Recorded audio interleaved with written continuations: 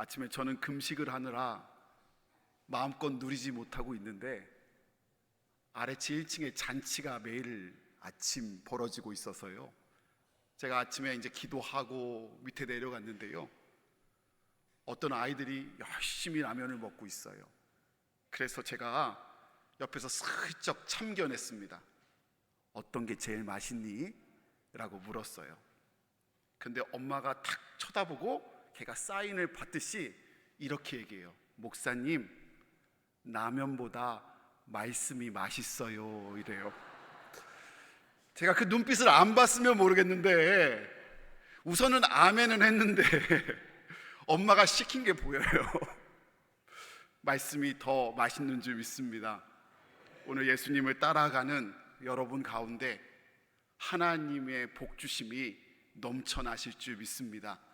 여러분, 예수님을 사랑하시는 분만 이 시간 함께 아멘 해봅시다. 예수님을 따라가기를 소망하시는 분만 이 시간 함께 또 아멘 해봅시다. 이 여정이 우리의 의지로 가는 여정이 아니라 선하신 예수님을 따라가는 하나님이 이끄시는 여정이 되기를 소원합니다. 복습합니다. 첫째 날 어디 갔었죠? 가이사라 빌립보. 거기서부터 주님이 드러내셨다라고 말씀하셨어요. 비로소. 그리고 둘째 날 가장 낮은 곳 여리고를 거쳐, 그리고 어제 베다니 감람산에 오르셨던 예수님. 그런데 이 하루하루 말씀을 준비하는 것은 고되게 여겨지는데요, 고될수록 은혜가 돼요. 왜냐하면 우리를 살리기 위한 주님의 발걸음이, 그 고된 발걸음이 멈추지 않고 한 걸음 한 걸음 나아가고 있음을 고백하게 되더라고요. 하나님이, 우리 주님이 우리를 사랑하셔서 그 걸음을 멈추지 않고 한 걸음 한 걸음 나아가실 줄 믿습니다. 오늘 드디어 예루살렘에 입성하십니다. 그리고요, 그 예루살렘에 들어오자마자 가장 먼저 성전으로 향하셨습니다. 어저께 같은 지도를 보여드리는데요, 어제 머물렀던 베다니가 파란색, 이 오른쪽에 있는 그림 언덕 감람산이고요, 그리고 빨간 곳이 바로 예루살렘 성전, 시온산이 좀 넓게 있고 바로 베다니와 맞은편에 있는 그 기온샘 바로 위에 있는 곳이 바로 성전입니다. 예수님 당시 성전은요, 헤롯 왕에 의해서 지어졌습니다.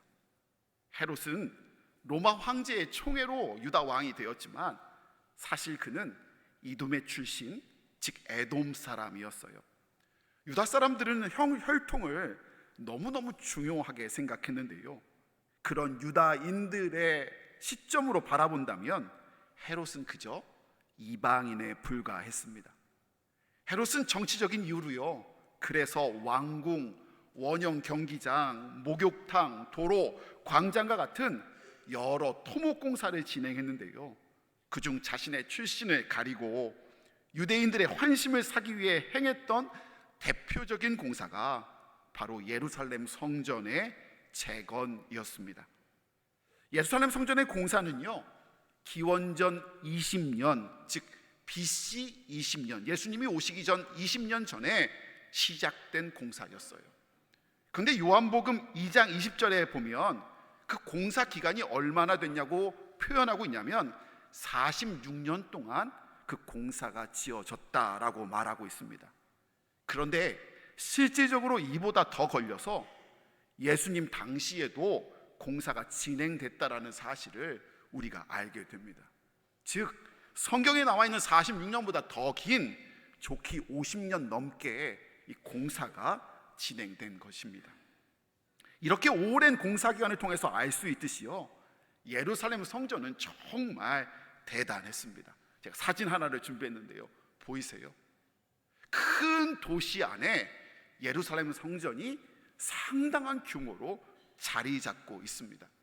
저 그림은요, 저 사진은요, 예루살렘에 가면 어떤 성전의 모형도로 딱 비율로 줄여놓은 건데요, 제가 찍어 온 사진이에요. 정말 이 성전이 가득 차 있어요. 먼저 성전뜰이 엄청 넓어 보이지요. 저 성전뜰은요, 솔로몬 시대의 2배에 이르고요, 그 크기가 얼마나 컸으면 도시 예루살렘 시가 전체의 6분의 1이 다 성전이었답니다. 여러분, 온 도시의 6분의 1이 성전이니 사람들이 뭐라고 했냐? 성전이 있는 도시라 말하지 않고요, 도시화된 성전이라고 말할 정도였답니다. 게다가 보이신 것처럼 성전의 겉모양이 하얀색 재질로 덮여져 있습니다. 즉 외벽은 흰 돌, 대리석으로 다 포장되어 있어서요, 그 위용이 엄청났다고 합니다. 역사가인 요세푸스의 기록에 따르면요, 성전은 마치 눈 덮인 산 같았다고 기록하고 있습니다. 여러분, 어떻게 인간이 만든 한낱 건물이 산과 같을 수 있겠습니까? 2000년 전 우뚝 솟은 시온산 위에 크고 화려한 성전은요, 유대인들에게, 그리고 지나가는 모든 사람들에게 마치 지금 롯데타워나 제 어린 시절 63빌딩과 같은 마천루였던 것입니다. 사람들은 성전 곁을 지나가며 연신 감탄사를 자아내었습니다. 그리고 마가복음 13장에 보면 제자들 역시 이들과 함께하여서 감탄하고 감격하고 소리 질렀습니다. 그런데 오늘 본문 말씀에요, 참 신기한 말씀이 등장해요. 왜냐? 모든 사람들이 다 감탄하고 화려하고 자랑하고 있는데요, 예수님만 그렇지 못하고 있습니다. 그 내용이요, 오늘 본문 말씀 12절, 13절 말씀에 등장하는데요, 다시 한번 읽었으면 좋겠어요. 12절은 제가, 13절은 함께 읽겠습니다. 예수께서 성전에 들어가사 성전 안에서 매매하는 모든 사람을 내쫓으시며 돈 바꾸는 사람들과 비둘기 파는 사람들의 의자를 둘러 엎으시고 그들에게 이르시되 기록된 바 내 집은 기도하는 집이라 일컬음을 받으리라 하였거늘 너희는 강도의 소굴을 만드는도다 하시니라. 아멘. 모든 사람들이 자랑하고요, 모든 사람들이 화려하다라고 환호하고 있는데요, 크고 화려한 성전에 대해 예수님은 감탄하는 대신 오늘 본문 말씀에 오히려 분노하시고 게다가 폭력까지 사용하시고 계신 것입니다. 세상 사람들에게는 감탄의 대상인데요, 예수님에게는 지금 그 성전이 분노와 질책의 대상이고 지금 그 성전과 싸우고 계시다는 말씀입니다. 여러분, 오늘 제목처럼요, 예수님이 무엇과 싸우셨습니까? 예수님의 공생애를 살펴보면요, 예수님은 무엇과 치열하게 싸우시며 사신 것이죠. 어쩌면 무엇과 싸우고 사느냐가 그 사람이 지금 무엇을 향해 가느냐를 보여주기도 하고요, 그 사람이 무엇을 위해서 살아가는 중요한 목적도 드러내듯 예수님이 무엇을 싸우는가를 바라보게 됩니다. 예수님은요, 로마 제국과 싸우지 않으셨어요. 예수님은 세상의 힘과 겨루어 그 힘을 꺾으려 하지도 않으셨어요.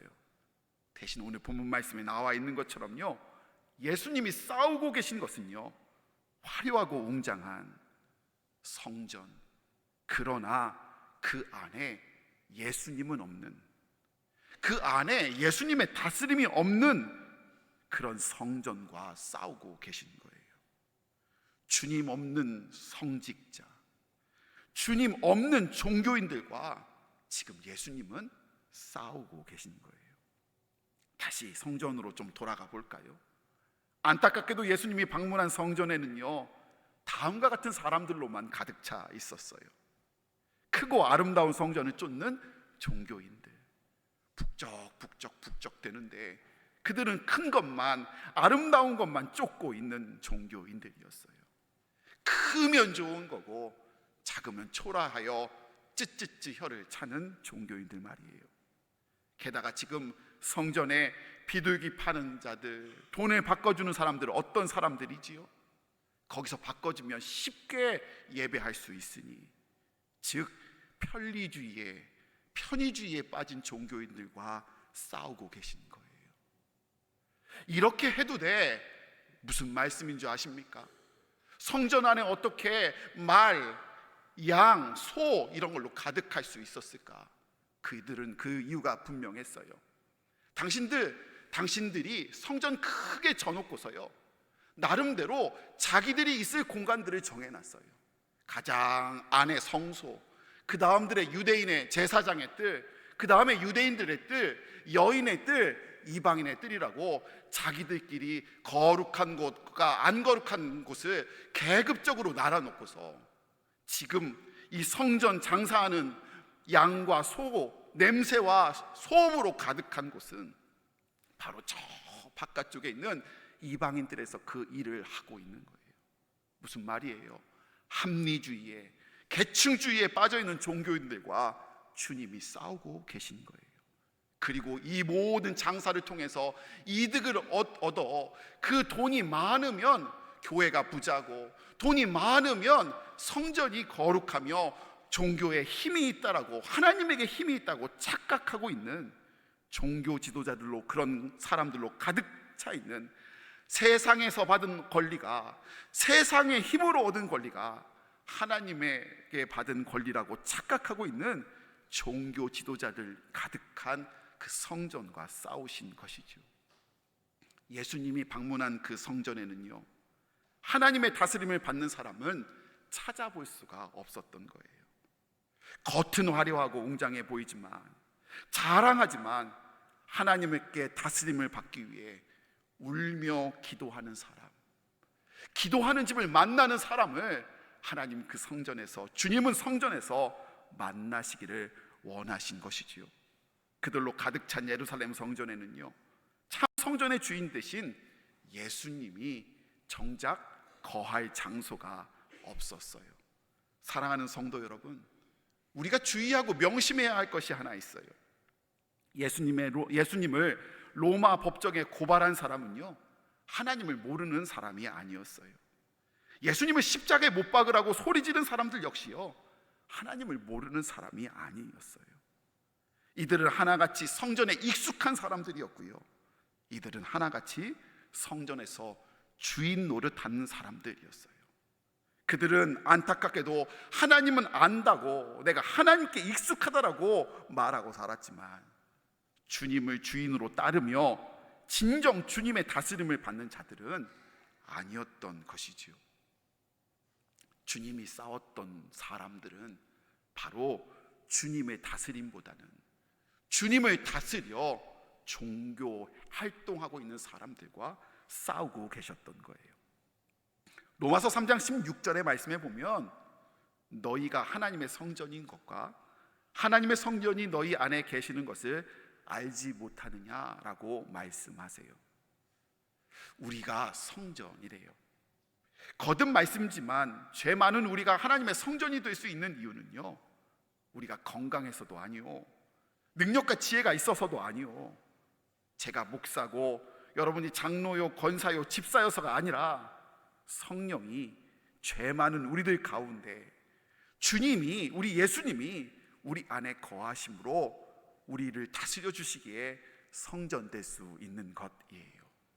그런데 예수님이 들어갈 곳이 없게 한다.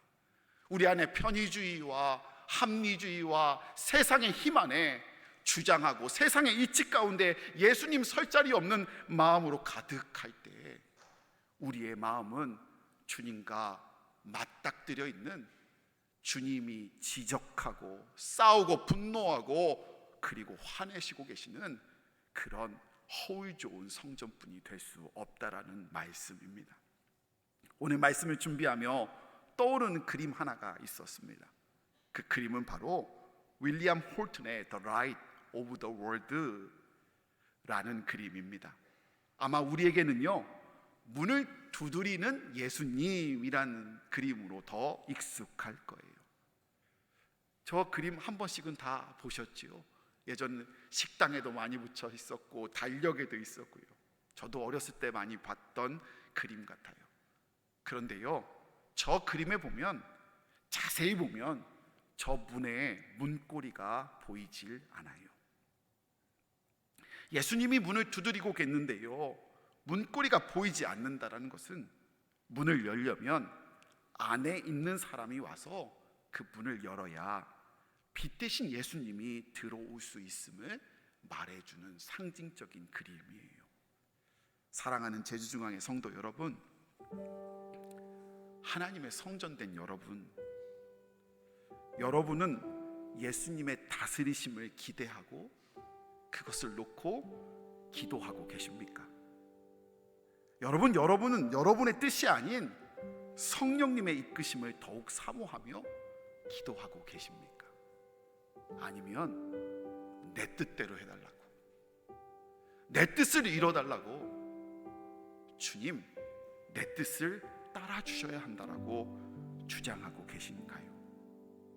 오늘도 예수님께서는 우리 마음 문 밖에서 우리의 삶의 문을, 가정의 문을 두드리고 계세요.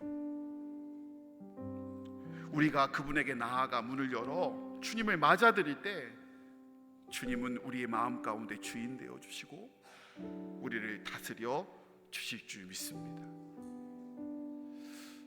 고난주간 이 그림을 묵상하고 말씀을 준비하는데요, 은혜로 찾아오세요. 만약에 내가 주님이었다면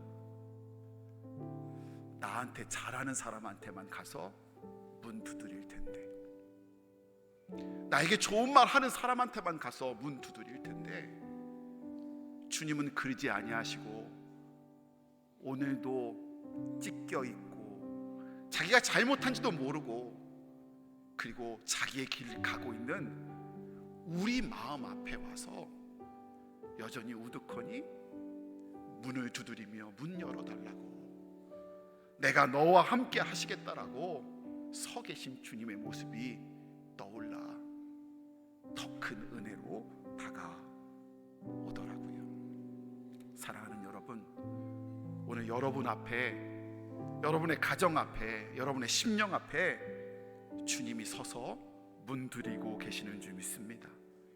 문을 열어드릴 때에 주님이 들어와 여러분의 마음을 밝히시고 여러분의 삶과 마음과 일터와 교회를 주께서 다스려 주실 줄 믿습니다. 우리의 삶이 성전의 삶으로, 기쁨의 삶으로, 주님 동행하는 삶으로 이끌어 주시기를 예수님 이름으로 축원을 드립니다.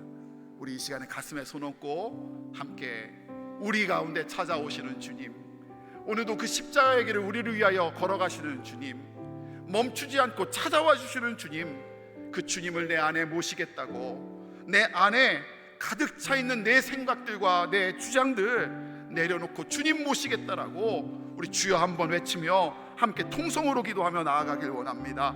주여 임하여 주시옵소서. 통성으로 함께 기도하며 나아갑니다.